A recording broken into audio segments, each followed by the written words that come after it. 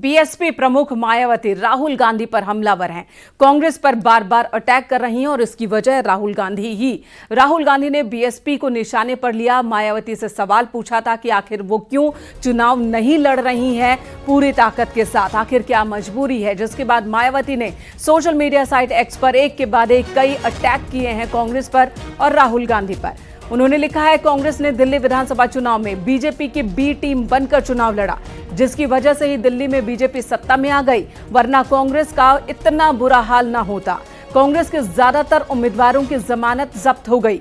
राहुल गांधी को किसी भी मामले में दूसरों पर और खासकर बीएसपी पर उंगली उठाने से पहले खुद के अंदर झांकना चाहिए और देखना चाहिए कि कांग्रेस कैसा काम कर रही है।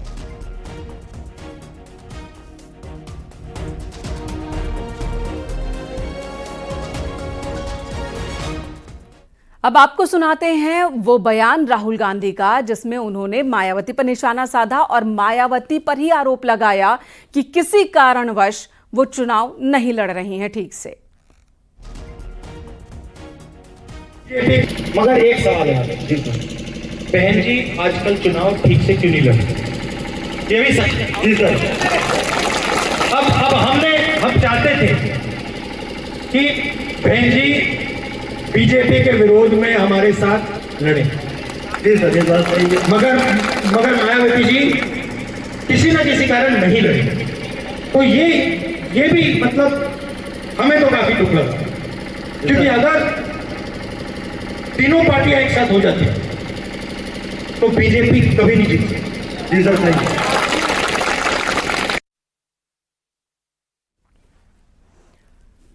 तो बीएसपी और कांग्रेस के बीच एक जंग शुरू हो गई है। इस जंग पर कमेंट किया है डिप्टी सीएम केशव प्रसाद मौर्य ने और कहा कि कांग्रेस, बसपा और सपा सभी एक ही थैली के चट्टे बट्टे हैं। ये अलग अलग लड़े या एक साथ लड़े, खिलेगा तो कमल ही। वहीं अखिलेश के गंगा जल वाले बयान पर केशव प्रसाद मौर्य ने कहा कि अखिलेश को बीजेपी का फोबिया हो गया है और वो मुस्लिम तुष्टीकरण के लिए इस तरह की बातें करते हैं के चट्टे। और जहाँ तक कांग्रेस मायावती जी के बारे में या मायावती जी अखिलेश जी के बारे में अगर कुछ कहती हैं तो हमारी नज़र में सपा, बसपा, कांग्रेस एक ही थैली के चट्टे बट्टे हैं। ये अलग अलग लड़े चाहे मिल करके लड़े, खिलेगा कमल ही, सुशासन का विकास का। श्री अखिलेश यादव जी को भाजपा का फोबिया हो गया है, बौखलाए हुए हैं, घबराए हुए हैं।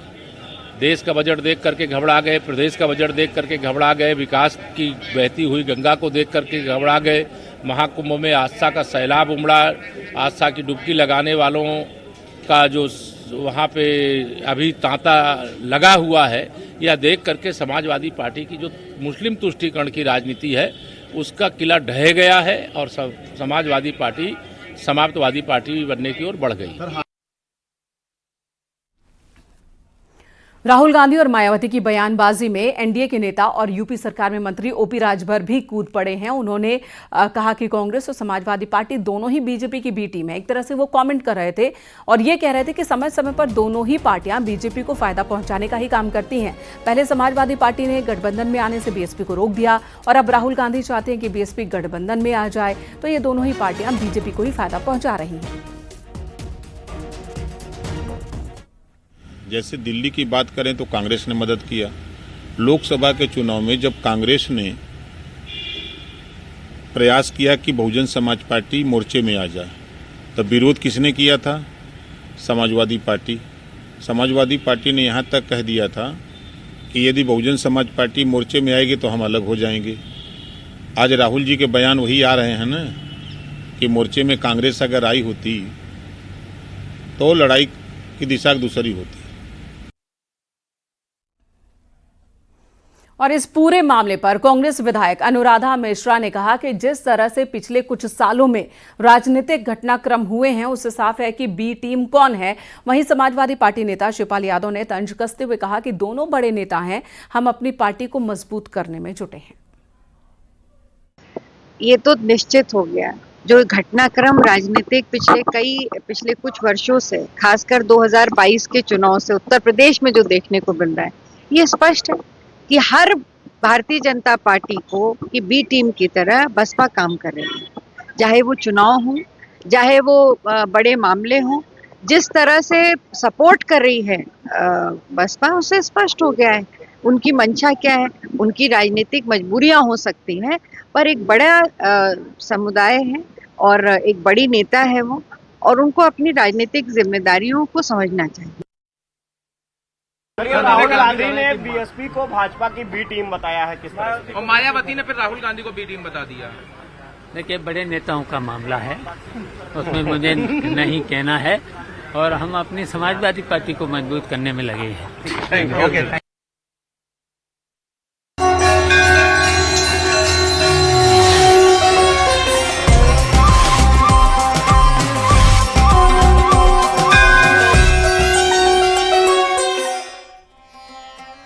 अब बात महाकुंभ की। महाकुंभ का आज 40वां दिन है। संगम में लोगों का पवित्र स्नान जारी है और आज दोपहर 12 बजे तक 68 लाख से ज्यादा श्रद्धालुओं ने पवित्र स्नान किया। महाकुंभ में स्नान करने वालों का रिकॉर्ड बन रहा है। अब तक कुल 58 करोड़ 71 लाख लोग संगम में डुबकी लगा चुके हैं। 26 फरवरी तक यानी कि महाशिवरात्रि तक महाकुंभ चलता रहेगा।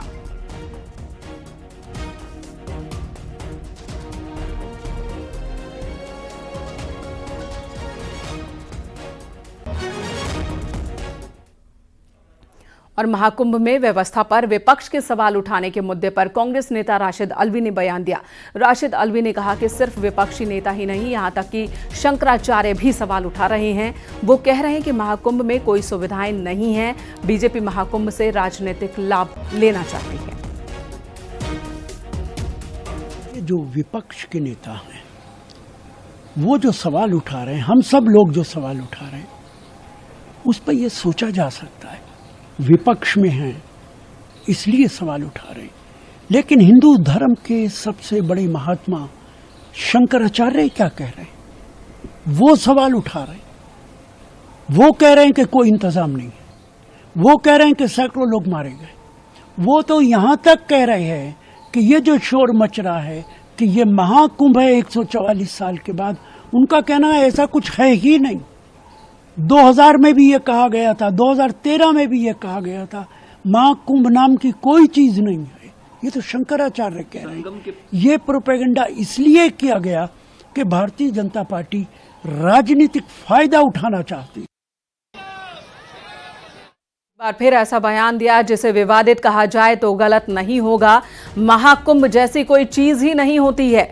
हालांकि वो शंकराचार्य के हवाले से कह रहे हैं, लेकिन किसी भी शंकराचार्य ने अभी तक ऐसी बात नहीं कही है जिसमें महाकुंभ को ही खारिज कर दिया गया हो। ये जरूर चर्चा का विषय है कि क्या ये महाकुंभ है या 2013 में महाकुंभ था। इस पर चर्चाएं जरूर चल रही हैं, लेकिन महाकुंभ जैसी कोई चीज ही नहीं होती, ऐसा किसी भी शंकराचार्य ने नहीं कहा, लेकिन राशिद अल्वी कह रहे हैं। तो आखिर बार बार विपक्ष के नेता महाकुंभ पर ही सवाल क्यों खड़े कर रहे हैं? अंशु अवस्थी कांग्रेस प्रवक्ता इस वक्त हमारे साथ मौजूद हैं। अंशु अवस्थी जी, राशिद अल्वी कह रहे हैं कि महाकुंभ जैसी कोई चीज ही नहीं होती है। आखिर महाकुंभ इस शब्द से, इस आयोजन से इतनी परेशानी क्यों है? नहीं, हमारी पार्टी को कोई परेशानी नहीं है। राशिद अल्वी जी ने जो कहा है वो उनसे उसका जवाब लीजिए। कांग्रेस पार्टी का बिल्कुल स्पष्ट स्टैंड है।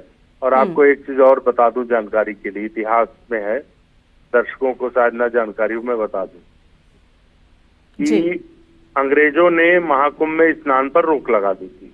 ठीक है। पंडित नेहरू ने के पास लोग गए, प्रयागराज के लोग, और उन्होंने कहा अंग्रेजों ने स्नान पर रोक लगाई है। ये बात 1942-44 की है।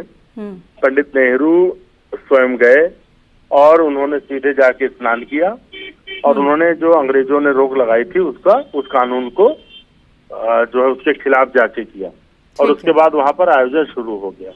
तो कांग्रेस पार्टी सभी धर्मों के आयोजनों को, धर्मों को, अंशु अवस्थी जी, आप कह रहे हैं कि प्रयागराज में महाकुंभ पर और कुंभ स्नान पर रोक लग गई थी। रोक लगाने की कोशिश जरूर हुई थी, लेकिन रोक लगी नहीं कभी, क्योंकि संतों के आगे अंग्रेजों की भी नहीं चली थी और संतों के आगे मुगलों की भी नहीं चली, और यही वजह है कि महाकुंभ चलता रहा। ठीक है, आप यहाँ जो बात रख रहे हैं अंशु जी सुनिए तो सही, मेरी बात पूरी सुनिए। आपने कहा कि जवाहरलाल नेहरू जी ने यहाँ स्नान किया था। मेरी बात सुनिए, आप मेरी भी तो बात सुनिए। आपकी बात मैंने नहीं, आपकी बात दर्शक सुनेंगे। एक मिनट, मैं अपनी बात कह लूं, फिर आपका चैनल है जो मना कहिएगा। अरे अंशु जी, मैं आपकी ही बात रख रही हूँ। भाई मेरी बात सुनिए।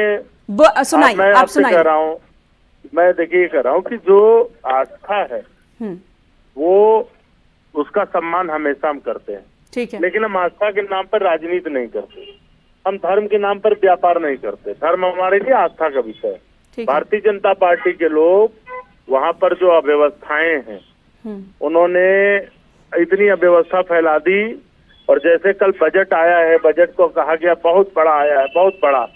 इसी तरीके से महाकुंभ के भी बजट को लाए थे, कहा बहुत बड़ा बजट दिया है। हाँ। लेकिन परिणाम क्या हुआ? हजारों श्रद्धालुओं की जान चली गई। हजारों श्रद्धालुओं की जान कहाँ गई है? अंशु अवस्थी जी, जिम्मेदारी से अपनी बात रखिए। जस्ट मिनट जिम्मेदारी से अपनी बात रखिए। मैं एक मिनट, मैं अपनी बात रख रहा हूँ, मुझे अपनी जिम्मेदारी पता है, और अगर आपने मुझे चैनल पर बुलाया है तो आपकी जिम्मेदारी है कि मेरी बात सुनिए। हाँ ठीक है, लेकिन यहाँ से प्रोपेगेंडा तो नहीं फैलाएंगे ना। मेरी बात आ जाने दीजिए, रनिंग कमेंट्री मत करिए, मैं अपनी बात तो कह लूं। मैं ये कह रहा हूँ कि जो भी बात मैं कह रहा हूँ उसका जिम्मेदार और जवाबदेह मैं हूँ, न्यूज 18 नहीं है। तो हजारों श्रद्धालुओं की जान गई। अगर इतना बड़ा बजट था उसको सही से सदुपयोग होता, उसको तो भ्रष्टाचार के पानी में बहा दिया। ठीक है, अब एसएन सिंह जी भी हमारे साथ जुड़ चुके हैं, बीजेपी प्रवक्ता है एसएन सिंह जी, आपने सुन लिया अंशु अवस्थी को, जवाब दीजिए। देखिए, ये कांग्रेस पार्टी के प्रवक्ता साहब ये बयान दे रहे हैं क्या? ऐसी कांग्रेस पार्टी जो सनातन को मानती नहीं है, डेंगू मलेरिया वाले की साथ देती है, जो रामायण की पुस्तकें जलाता है उसके साथ दोस्ती करती है, और स्वयं राम भक्तों पर जो गोली चलाता है उसके साथ मिलकर चुनाव लड़ते हैं। और सब छोड़ दीजिए ना, साधुओं को भूलने वाली ऐसी कांग्रेस पार्टी जो धर्म की राजनीति शुरू से की। आप बताइए ना, एक देश, इसी देश में एक धर्म की खुलेबंदी, एक धर्म की नसबंदी किसने किया? इसी देश में एक धर्म की धार्मिक शिक्षा पे मुख्यालय का इनका बजट बना। तकलीफ बढ़ गई, ये तकलीफ बढ़ गई, लोग हैं, समझा रहे थे। अरे भ्रष्टाचार करने वाले लोग हैं, के लोग हैं जिनको भारत अच्छा ही सिर्फ एक बात पूछ लीजिए, ये सारे जो है मुगलों के लोग हैं, मुगलों को मानने वाले लोग, अंग्रेजों के गुलाम हो, पैदा हुए लोग हैं, अंग्रेजों के गुलाम हो, चमचे हो, अंग्रेजों के को भी बोलेंगे। शर्म आनी चाहिए देश के गद्दारों, जिनके पार्टी के लोगों का पता ही नहीं, करने वालों से पार्टी के लोगों का पता ही नहीं धर्म क्या है। अंग्रेजों के चमचे हो। एक एक कर एसएन सिंह जी, तकलीफ बढ़ गई, तकलीफ पेंशन पर पलने वाले अभी तक तो इसकर को बोल रहे थे। देखिए, इस तरह से नहीं लड़ना। मेरा एक सवाल है, सिंपल सवाल है अंशु अवस्थी जी, मेरा बहुत सिंपल सवाल है, मेरा बहुत सिंपल सवाल। आप दोनों 1 मिनट शांत हो जाइए, आप दोनों 1 मिनट शांत हो जाइए। एक दूसरे पर इस तरह से बयानबाजी नहीं। तुमने की है, तुम्हारे आकाओं ने की, तुम्हारे बाप दादाओं ने की है। एसएन सिंह जी और अंशु अवस्थी, आप दोनों से ही रिक्वेस्ट है, दोनों बोलते रहेंगे, कोई आवाज क्लियर नहीं आएगी। क्यों हो गया आज? अंडा क्यों मिल रहा है? शर्म आनी चाहिए, क्यों मिल रहा है? अरे इन्होंने महाकुंभ के पैसे से आप कहिए ना, गला मुख्यालय बनवा लिया। ठीक है, सिंह साहब दोबारा आपके पास आऊंगी। अंशु अवस्थी, मेरा आपसे सवाल है, आप कह रहे हैं कि यहाँ पर अव्यवस्था फैली है, लेकिन जो लाखों करोड़ों की संख्या में लोग पहुंचे हैं वो वहां की व्यवस्था की तारीफ कर रहे हैं, मैं नहीं कर रही हूं। जो वहां लोग मिल रहे हैं वो तारीफ कर रहे हैं, तो क्या उन सबको आप झुठला रहे हैं?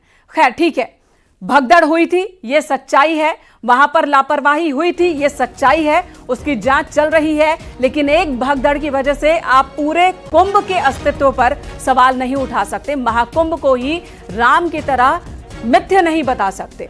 धन्यवाद आप दोनों का इस वक्त हमारे साथ जुड़ने के लिए। इधर डीजीपी प्रशांत कुमार प्रयागराज पहुंचे हैं, जहां उन्होंने महाकुंभ में भगदड़ पर अफवाह फैलाने वालों पर एक्शन लेने की बात कही। वहीं शिवरात्रि के दिन महाकुंभ की तैयारी को लेकर पुख्ता तैयारी का दावा किया है।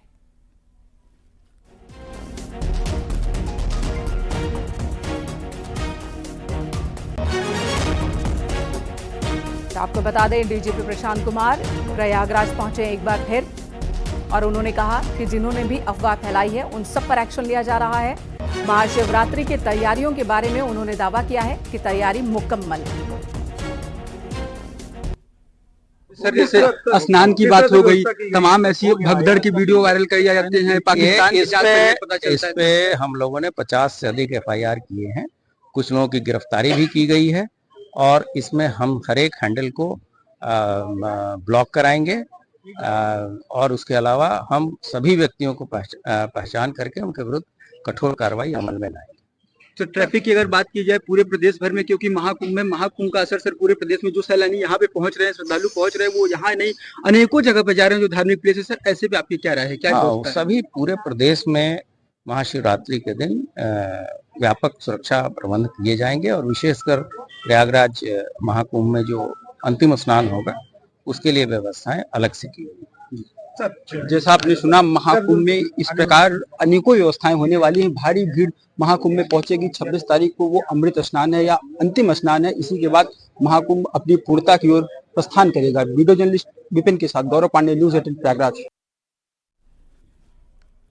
इधर राज्य की जेलों में बंद कैदियों को भी महाकुंभ के जल से स्नान करने का मौका मिल रहा है। हम आपको 2 जगहों की तस्वीरें दिखाते हैं।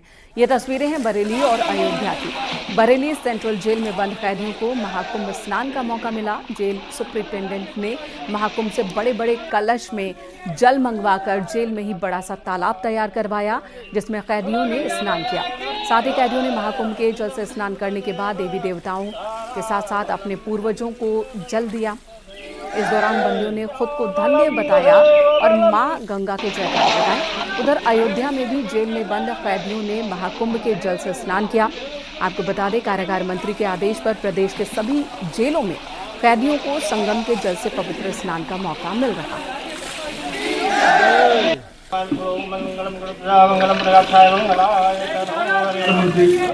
महोदय की प्रेरणा से एवं मुख्यालय से प्राप्त निर्देशों के क्रम में आज दिनांक 21 फरवरी 2025 को संगम की पवित्र गंगा जल से हमने आज अपने बंदियों को स्नान कराया। नई दिल्ली स्टेशन पर हुई भगदड़ के बाद कानपुर में रेलवे पुलिस और भी ज्यादा सतर्क हो गई है। कानपुर सेंट्रल स्टेशन पर जीआरपी, आरपीएफ के अलावा 7 थानों के force central station, Govind Nagar station, Anwarganj station, Pankidham station पर लगाए गए हैं ताकि किसी भी प्रकार की कोई घटना ना हो, भगदड़ की स्थिति ना हो, और इसके लिए पुलिस अधिकारी लगातार नजर बनाए हुए हैं।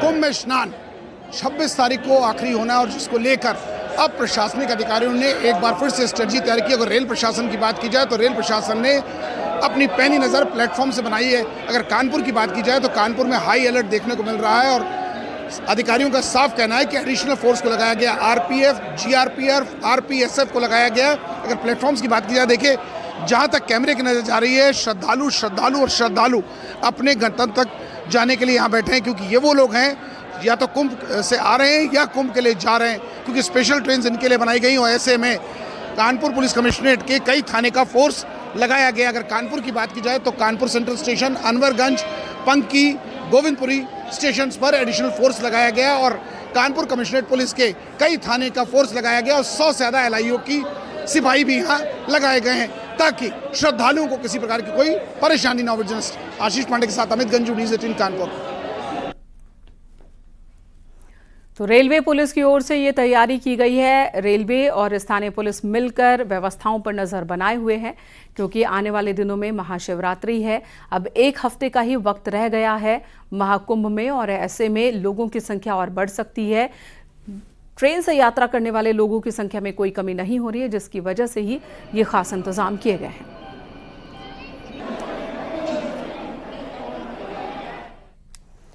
अब महाकुंभ से जुड़ी ही एक ऐसी खबर जो देखना जानना जरूरी है। प्रयागराज महाकुंभ में महिलाओं की प्राइवेसी में खलल डाला जा रहा है। संगम में स्नान करती महिलाओं की चोरी छिपे फोटोज ली जा रही हैं, वीडियोज बनाए जा रहे हैं। प्रयागराज में महाकुंभ के दौरान स्नान कर रही महिलाओं की फोटो और वीडियो सोशल मीडिया पर डालने और बेचने के मामले में पुलिस ने एफआईआर की है। FIR Telegram account, CCTV channel 11 के नाम से दर्ज की गई है। एफआईआर के मुताबिक सोशल साइट टेलीग्राम पर 1999 रुपए में बेची जा रही हैं तस्वीरें। पुलिस को सोशल साइट से ही इस बारे में जानकारी मिली और उसके बाद पुलिस ने इस मामले में संज्ञान लिया। थाना कोतवाली में एफआईआर दर्ज की गई है। इस मामले में पुलिस की जांच लगातार जारी है। महाकुंभ के दौरान स्नान कर रही महिलाओं की आपत्तिजनक फोटोज और वीडियोज सोशल मीडिया पर वायरल करने, बेचने के मामले में पुलिस ने अब तक कुल 17 सोशल मीडिया अकाउंट्स के खिलाफ 3 एफआईआर दर्ज कराई है। पुलिस लगातार सोशल मीडिया पर निगरानी रख रही है और ऐसे अपराध करने वालों की जल्द ही गिरफ्तारी की जाएगी। पुलिस के मुताबिक वीडियो खरीदने वालों को भी गिरफ्तार किया जाएगा।